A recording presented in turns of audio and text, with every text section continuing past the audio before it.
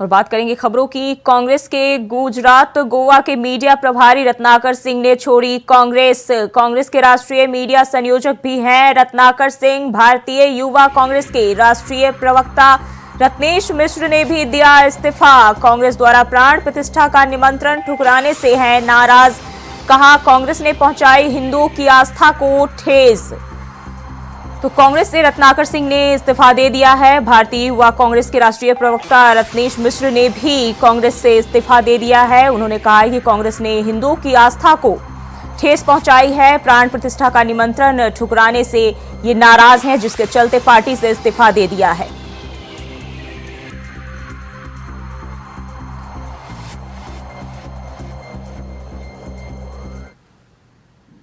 और खबर जालौन से है, जहां दो पक्षों में विवाद हो गया, जिसमें जमकर मारपीट हो गई।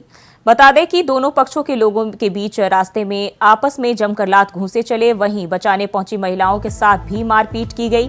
तभी दोनों पक्षों में हुई मारपीट का वीडियो सोशल मीडिया पर वायरल हो रहा है। मामला उरई कोतवाली क्षेत्र के राजेंद्र नगर का बताया जा रहा है।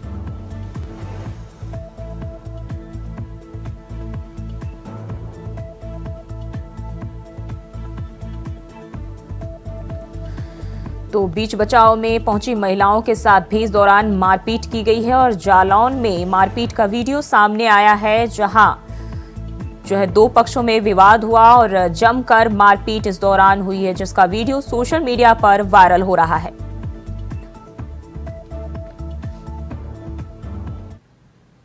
बढ़ते आगे, खबर नोएडा से है, जहां ट्रक टैंकर से तस्करी करके 35 लाख कीमत की 334 पेटी ले जाई जा रही थी।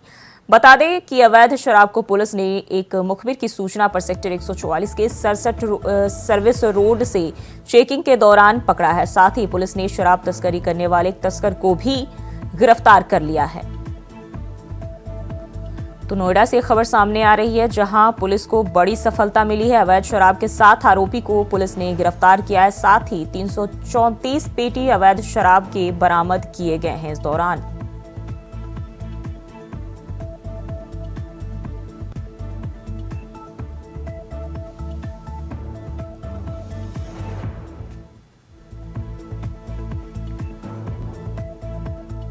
महोदय, गौतम बुद्ध नगर के मार्गदर्शन में अवैध शराब तस्करी के विरुद्ध चलाए जा रहे अभियान के अंतर्गत आज दिनांक 14 जनवरी को थाना 142 के अंतर्गत चेकिंग के दौरान मुखबिर के द्वारा सूचना प्राप्त हुई कि एक ट्रक अवैध रूप से हरियाणा मार्का अंग्रेजी शराब की तस्करी कर रहा है। प्राप्त जानकारी के अनुसार उक्त ट्रक को रोका गया तथा उसकी तलाशी की गई। ट्रक फर्जी नंबर प्लेट लगाए हुए था।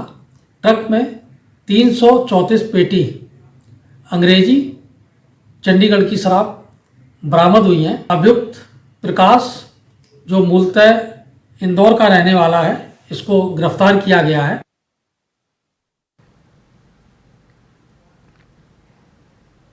तो अवैध शराब के 7 आरोपी को गिरफ्तार कर लिया गया है। और अब बात करेंगे अगली खबर की ओर। सूर्य उत्तरायण के बाद अयोध्या समेत समूचे भारत में अनुष्ठान का दौर चालू हो जाएगा।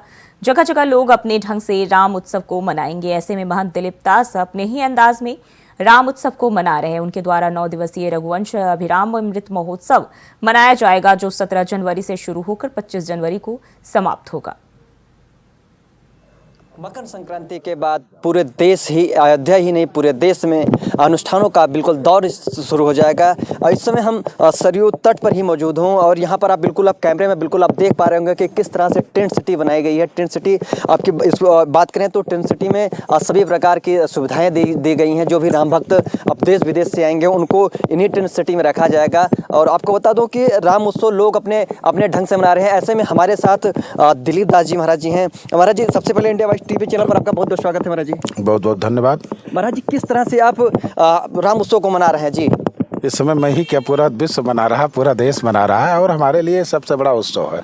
हम लोगों के लिए, हम लोगों खासकर संत महात्माओं के लिए, जिनके लिए हमने अपना जीवन न्यौछावर कर दिया, जिनके नाम पर हमने माता पिता का त्याग कर संत बन गए, आज उनका उत्सव है। हमारे रामलला विराजित होने जा रहे हैं। 500 वर्षों से हमारे पूर्वज प्रतीक्षा कर रहे थे कब रामलला का नव्य भवन बनेगा और रामलला अपने नव्य भवन में विराजमान होंगे। ऐसा सपना देखते देखते हमारे पूर्वज चले गए, पर उनके सामने सपना साकार न हुआ। हम लोग कितने भाग्यशाली हैं, कितने गौरवशाली लोग हैं कि जिनका नाम स्वर्णिम अक्षरों में अंकित होने जा रहा है। हम सभी लोग उस बहुप्रतीक्षित 492 साल के उस सपने को साकार होते अपने आंखों से देखेंगे। इन्हीं चर्म चक्षुओं से हम सभी लोग उसका साक्षात दर्शन करेंगे और साक्षी बनेंगे और इतिहास के पन्नों में शायद हम लोग अंकित किए जाएं। इसलिए हमारे जीवन का सबसे बड़ा उत्सव है। राम ने कहा, हाँ, मैं सरयू के तट पर खड़े होकर के अयोध्या वासियों को, पूरी दुनिया को, पूरे संसार को ये मैं वचन देता हूँ, जन्म भूमि मम पुरी सुहावनी, उत्तर दिशा सरजू पावन, और जा मत जनते विनय प्रयासा, मम समीप नर पावहि वासा। जो इस सरयू में स्नान करेगा, जो इसके तट पर विश्राम करेगा, जो इसके तट पर अनुष्ठान करेगा, जो इनके जल का पान करेगा, उसको मेरा सामीप्य मिलेगा, मेरा सानिध्य मिलेगा। मेरे राम का वचन है। और भगवान राम की विशेषता है, राम एक बार बोलते, साथ कहता राम दुर्लभ भाषते, राम 2 बार नहीं बोलते। राम की वाणी अमोघ है, राम का वचन अमोघ है, राम का बाण अमोघ है, सब कुछ अमोघ है। राम जी ने कहा, इसलिए मैं सरयू तट पर ये टेंट सिटी लगा करके रघुवंश अभिराम अमृत महोत्सव 17 जनवरी से 25 जनवरी तक मनाने जा रहा हूँ, जिसमें 1.25 करोड़ शिवलिंगों का अनुष्ठान होगा। भगवान श्री राम की गौरव गाथा गाई जाएगी और उसके बाद 22 तारीख को हम भव्य दीपोत्सव इसी सरयू के तट पर मनाएंगे। जैसे दीपोत्सव मनाया जाता है, अब हमारे लिए उस दीपावली वाले दीपोत्सव से बड़ा दीपोत्सव 22 जनवरी को होगा। आने वाली हर 22 जनवरी को हम सभी लोग दीपोत्सव मनाएंगे। हम 22 जनवरी को जब माननीय प्रधानमंत्री जी, मुख्यमंत्री जी, सभी पदाधिकारीगण रामलला को विराजमान करा देंगे दोपहर को, तो संध्या के सरयू के तट पर गाय के देसी भारतीय गौवंश के गोबर का दीपक बना करके और उसमें दीपक जलवाएंगे और दीपोत्सव मनाएंगे। एक गाय के गोबर के दीपक से 1100 दीपों को जलाकर हम दीपोत्सव मनाएंगे। तो ये रहे दिलीप दास जी महाराज, जिनका साफ तौर पर कहना है कि जब लगभग 500 वर्षों की जो तपस्या रही है प्रभु श्री राम की, अब कहीं ना कहीं वो समाप्त हो गई। जब 22 जनवरी को देश के यशस्वी प्रधानमंत्री नरेंद्र मोदी अपने हाथों से भगवान श्री राम को उनके नवनिर्मित विग्रह में विराजमान करेंगे। इंडिया वॉइस के लिए अयोध्या से अभिनव। और खबर गाजियाबाद से है, जहां भोपुरा में घर की छत गिर गई, जिससे 16 लोग घायल हो गए। बता दें कि हादसे में घायल 10 लोगों को इलाज के लिए जिला MMG अस्पताल में भर्ती कराया गया। वहीं भोपुरा स्थित गौर सिटी सिकंदर पर जो हादसा हुआ, उसमें 20 साल के अमित पुत्र हरपाल की मौत हो गई है। तो गाजियाबाद में जो है ये हादसा हो गया, जिसमें 10 लोगों की हालत गंभीर बताई जा रही है, वहीं एक की मौत हो गई है।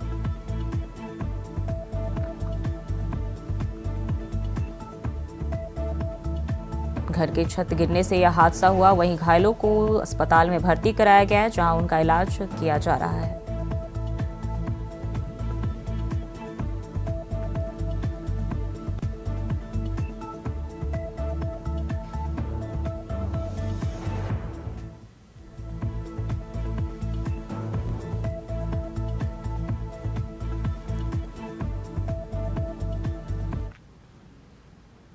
और खबर सुल्तानपुर से है, जहां बढ़ती शीतलहर को देखते हुए आज जिलाधिकारी कृतिका ज्योत्सना के निर्देश दिए हैं। उन्होंने वही निर्देश पर BSA दीपिका चतुर्वेदी ने आदेश देते हुए 15 और 16 जनवरी का अवकाश घोषित किया है। बता दें कि सभी उच्चतर माध्यमिक कक्षा 1 से कक्षा 8 तक स्कूल बंद रहेंगे।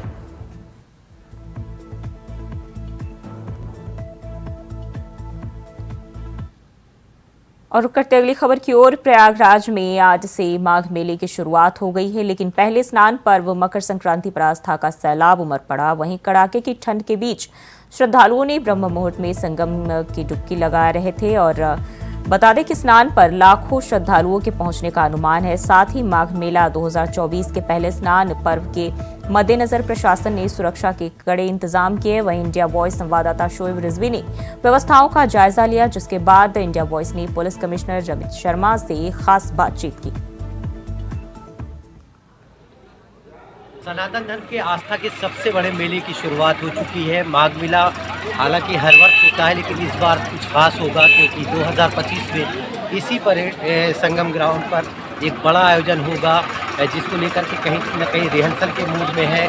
हम बात करेंगे Prayagraj police commissioner Ramesh Sharma sir से, किस तरह की तैयारियां इस बार की जा रही हैं और क्या कुछ खास इस बार होगा। देखिए, अभी माघ मेला जनपद प्रयागराज के क्षेत्र में मकर संक्रांति का पर्व इस समय सकुशल मनाया जा रहा है सुरक्षित वातावरण में। इस बार का माघ मेला कुंभ मेले के ट्रायल के रूप में किया जा रहा है। इसमें सुरक्षा के पुख्ता प्रबंध किए गए हैं। पूरे उत्तर प्रदेश से सिविल पुलिस के लोग इसमें अपना योगदान देने के लिए आते हैं और आ चुके हैं और ड्यूटी दे रहे हैं। इसके अतिरिक्त पीएसी, पैरामिलिट्री फोर्स, जल पुलिस और विभिन्न प्रकार के फोर्स जैसे एटीएस, एसटीएफ, उनकी टुकड़ियाँ भी आती हैं।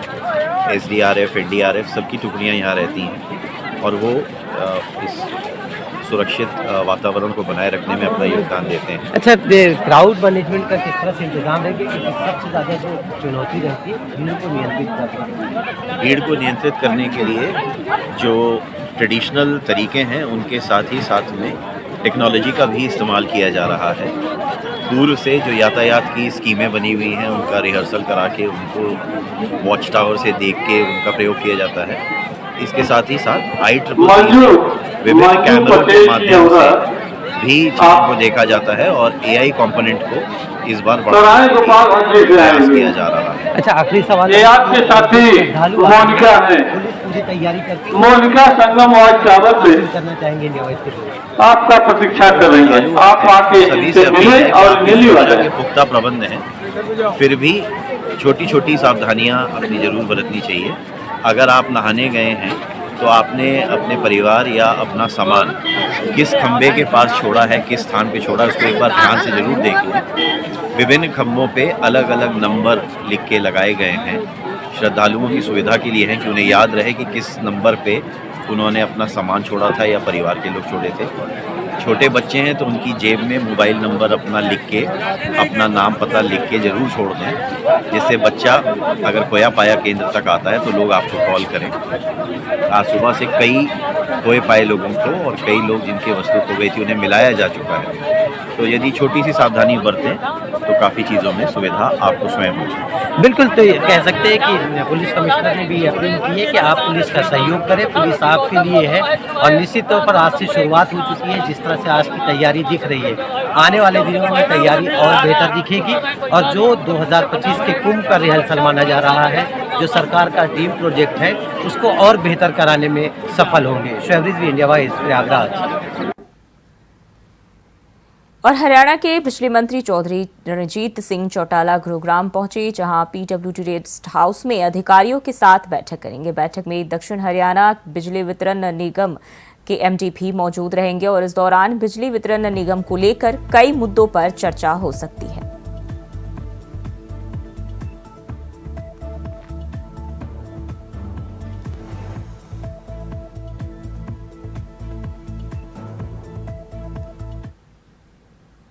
और बढ़ते हैं आगे। बहराइच में घाघरा बैराज के पास नदी में बाघ का शव मिला, तभी बैराज के कर्मचारियों ने फाटक बंद करके बाघ के शव को बाहर निकाला। बता दें कि डॉक्टरों का पैनल मृत बाघ का पोस्टमार्टम करेगा। मामला कतनित्या घाट वन्यजीव प्रभाग के गिरिजापुरी बैराज का बताया जा रहा है।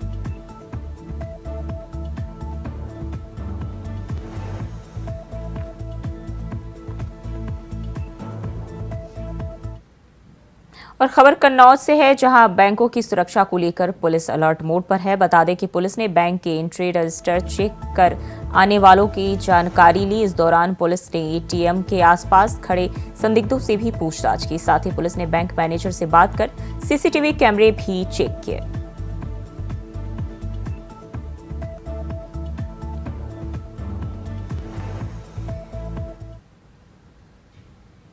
वहीं खबर पटियाला से है, जहां पंजाब में धुंध के कारण मौसम विभाग की तरफ से मौसम खराब होने के संकेत दिए जा रहे हैं। इसी कड़ी में पटियाला में सुबह करीब 8:30 बजे के लगभग एक सड़क हादसा हुआ। बता दें कि धुंध के कारण एक कार चालक ने साइकिल चालक को जोरदार टक्कर मार दी, जिससे मौके पर ही साइकिल चालक की मौत हो गई। और इस दौरान सूचना मिलते ही मौके पर पहुंची पुलिस ने शव को कब्जे में लेकर आगे की कार्रवाई शुरू कर दी है।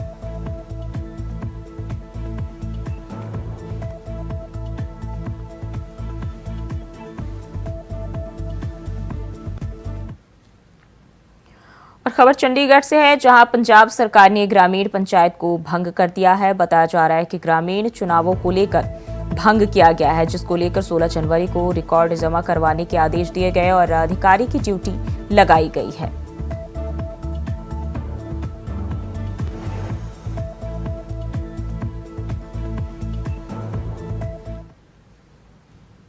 वहीं राम मंदिर के प्राण प्रतिष्ठा कार्यक्रम से पहले आप पार्टी ने बड़ी घोषणा की है। बता दें कि दिल्ली सरकार में मंत्री सौरभ भारद्वाज ने एक प्रेस कॉन्फ्रेंस में बताया कि मंगलवार को सुंदरकांड पाठ का आयोजन किया जाएगा। वहीं हर महीने के पहले मंगलवार को आप पार्टी सुंदरकांड और हनुमान चालीसा का आयोजन करेगी। के माध्यम से दिल्ली के लोगों को, उनके परिवार वालों को आमंत्रित करना चाहूंगा कि वे भी बढ़ चढ़ के इस सुंदर भव्य सुंदरकांड के कार्यक्रम के अंदर हिस्सा लें। आज मकर संक्रांति है। मैं आप सभी को और दिल्ली वासियों को मकर संक्रांति की भी बहुत बहुत शुभकामनाएं जो हैं देना चाहता हूं। इसके बारे में थोड़ा डिटेल बता दीजिए कि क्योंकि अभी राम मंदिर का प्राण प्रतिष्ठा है, उस दौरान आम आदमी पार्टी ये कदम उठा रही है, कब तक ये जारी रहेंगे और कैसे इसका कार्यक्रम होगा? 16 तारीख को होकर सिर्फ एक बार होना है या उसके आगे भी ये जारी रहेगा? जी, बीच बीच में हमारे बहुत सारे विधायक हैं जो अपने कार्यालयों के अंदर या कुछ मंदिरों के अंदर इस कार्यक्रम को करते हैं, मगर अब पार्टी ने तय किया है कि इसको एक तय तरीके से किया जाएगा। तो हर महीने जो है मंगलवार को हर विधानसभा के स्तर पे, उसके बाद इसको वार्ड के स्तर पे और उसके बाद इसको मंडल के स्तर पे, हर मंडल में इस कार्यक्रम को किया जाएगा। और हर मंडल में अगर कार्यक्रम होगा तो माना जा सकता है कि करीब 2600 से ज्यादा जगहों पे दिल्ली के अंदर इस तरीके के कार्यक्रम को हर महीने आम आदमी पार्टी किया करेगी। आप संगठन बता रहे हैं कि अलग से कोई संगठन बनाया है? क्या प्रकोष्ठ का नाम क्या रखा है उसका? अभी और अगली खबर रामपुर से है, जहां बीजेपी विधायक आकाश सक्सेना को जान से मारने की धमकी मिली। बता दें कि बीजेपी विधायक को ईमेल के जरिए जान से मारने की धमकी मिली है। पिछले 4 महीने में आकाश सक्सेना को 3 बार जान से मारने की धमकी मिल चुकी है। पहला ईमेल बीजेपी विधायक को 19 अक्टूबर, दूसरा 20 दिसंबर और तीसरा 6 जनवरी को मिला था। इस दौरान विधायक ने रामपुर के थाना सिविल लाइंस में धारा 507 के तहत मुकदमा दर्ज कराया।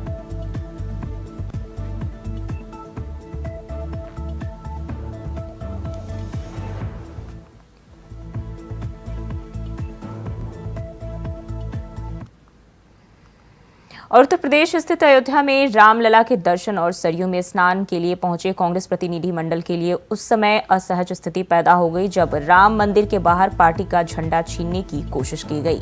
बता दें कि कुछ लोगों को अयोध्या राम मंदिर के बाहर कांग्रेस का झंडा छीनते तोड़ते देखा गया।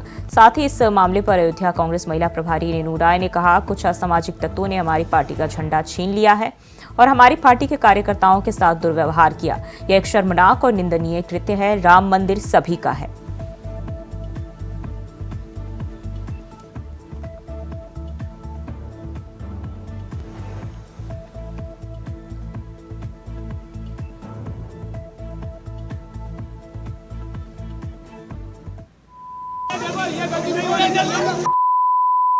क्या हुआ?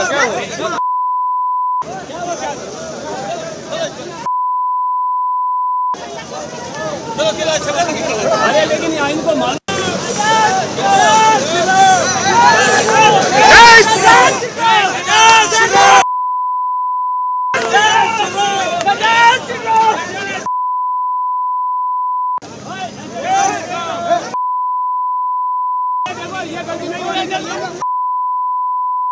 देख सकते हैं अयोध्या से, जहां राम के नाम पर एक बार फिर से सियासत हो रही है और कांग्रेस के नेताओं के साथ जो है यहां विवाद हुआ है। कांग्रेस के झंडे को यहां छीनते हुए देखा जा रहा है।